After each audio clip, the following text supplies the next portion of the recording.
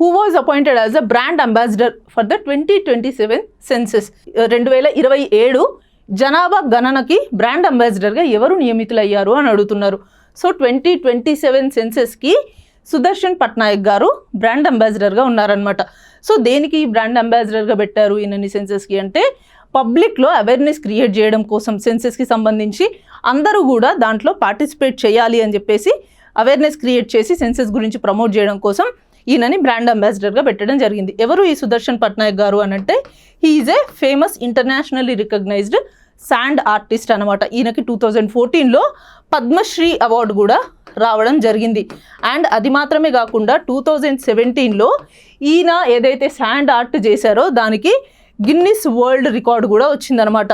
48 feet 8 inches ఉన్న ఒక tallest sand క్యాజిల్ని ఈయన నిర్మించడం జరిగింది. అలా ఈయనకి గిన్నిస్ వరల్డ్ రికార్డ్ కూడా రావడం జరిగింది. సో ఈ సెన్సెస్ 2027 ఏదైతే ఉందో ఇది మొట్టమొదటి డిజిటల్ సెన్సెస్ అనమాట. And this is the 16th census of India. After independence అని అడిగితే మాత్రం this is the 8th senses అనమాట.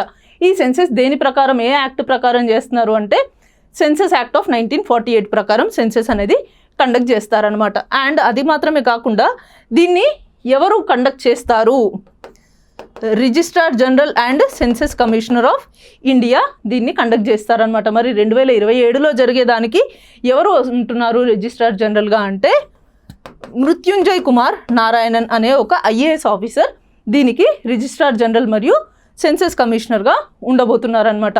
So this is all about the 2027 census. And దీనికి 2 మ్యాస్కెట్స్ కూడా ఉన్నాయి.